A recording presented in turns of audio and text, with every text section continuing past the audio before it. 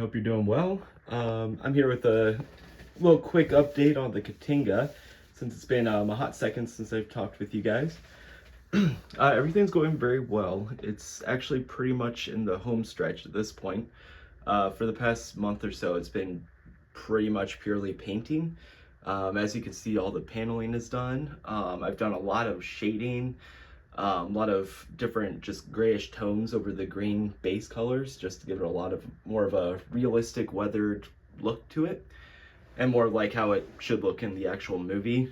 The actual filling model is very green, and that's how they give you the instructions on how to paint it. I always liked it more grayish, so I did very bright green tones throughout the actual base colors. But after that, I have many lighter grays that I've kind of gone over and toned it down, blended it all together.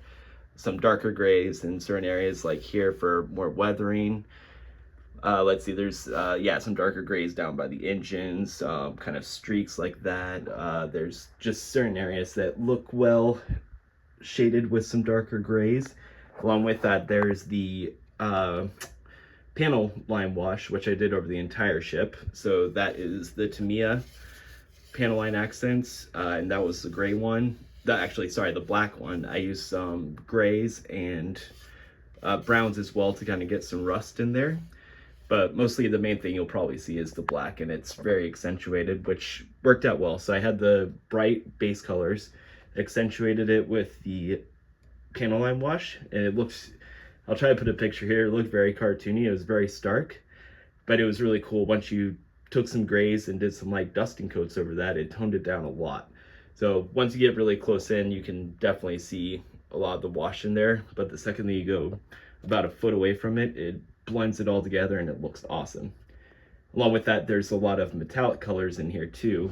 So I've got, especially in the back here with all the piping, you've got all the works in there. Decided to do some brasses, coppers, silvers, aluminums, mostly because the actual studio model, again, it's pretty much just all black and gray in there. There's no accentuation of any piping. I just wanted to kind of have fun with it and color in the piping, tone it down a little bit to make it look more realistic. But it was a lot of fun to kind of color in that piping, do some gunmetals around these rib sections, like right there as well. Got some coppers and brass there. Did a gunmetal for the grills to the engines. So that worked out very well. I'm happy with that. There's some gunmetals in these sections as well. Along with that, there's all the engines too, which has a lot of dark gunmetals and aluminums in there that I think came out pretty nice, including the, I don't know if you could see it, backside there. It's fun, it just makes it pop a little more and just fun to do it. There's the decals as well, which you of course do a gloss coat, and then you put the decal on, reseal it with a thick layer of gloss, and then after that, once you do the dusting coat over the decals as well, it definitely blends it in. It pretty much looks painted on. Especially the one down here, which I don't know if you can see right now. I'll try to show it to you. That thing came out awesome. Like, that's just, I mean, it's 4 pie wedges pretty much of a decal. But once you put it all together and get it down there, put some washes over that, blending coats, it looks straight painted on. Everything, there's some good decals. They have everything kind of contoured in there. Like, once you put a micro set, then a micro sol wash over it, everything just kind of strengths down into it and hits every single curve. So that turned out really cool. So along with the painting, the lighting is pretty much complete. So most of this I've showed you before, but the big thing is we've got the band of windows glued on there now, or cemented on. That's just one big band that's straight that you can kind of push, and you kind of curve it to fit that section. That works pretty perfectly. You always paint that first and then put it on, just so you don't have to worry about masking anything. That looks great. Then you've got all the very, very small windows around the head there as well. Go down the neck. You've got the navigation lights that are there and at the bottom as well, right underneath the ship. There's plenty of spotlights around the entire ship, like right at the top right there. There's the big spotlight there. Some in the back of the neck, on the engines as well. And then at the bottom, I've got some strobes, which is more of a Chronos 1 thing, but it just felt fun to add a strobe at the bottom there. It kind of made sense for it to be there. That was more just for fun. You've got, when you come up here, the big iconic impulse deck light right there. So aside from that, you've got the main attractions, which are the torpedo tubes. So you've got the one that's at the front here, where you just press the momentary switch once.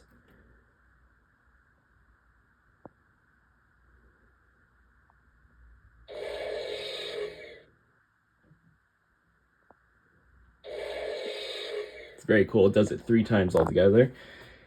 It's the paragraphics photo etch that's got 8 LEDs, amber LEDs around the circle with a red one in the center, and that's one that launches separately, like the actual torpedo launcher. If you go down to the back, you've got the same thing for the most part, except it shoots only twice, but it's the same 8 LEDs and 1 center LED. You press the button twice for that one.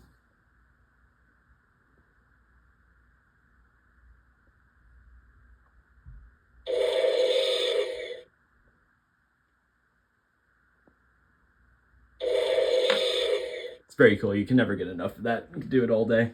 The other buttons are the impulse engine. So here, let me restart that and I'll show you there. So with this other button, you can press it. It's off right now. You press it once, ramps up, turns on, and kind of does the flame flickering effect that works well for a Klingon ship. You click it once more and it'll have constant on, which is more like what it is in the movie. And then click it just the one more time, and it ramps down and turns off, just like that. So with regards to the lighting, that's all complete, except for I've got the base that I'm working on right now for the most part.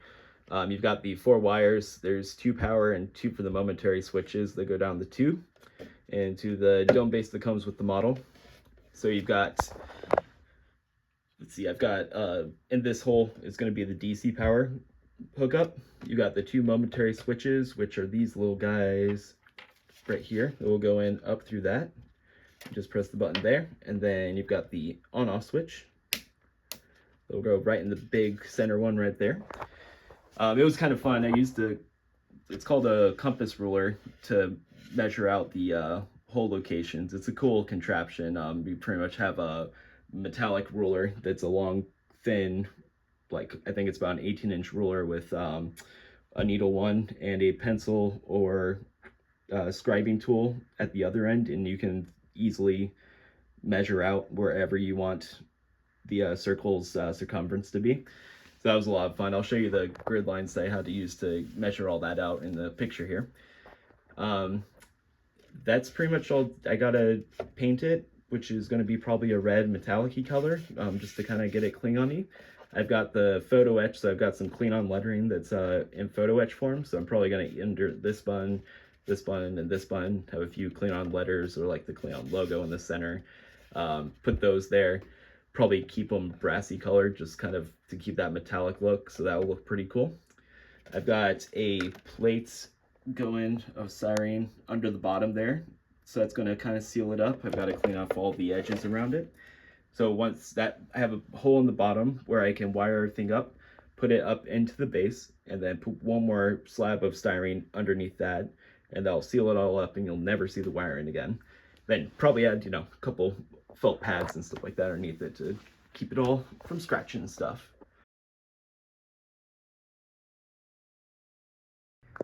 Hey everyone, I'm actually talking to you about a day later than when I just spoke. I had worked on the stand a little bit after that, and I just kind of wanted to show it to you all before I posted.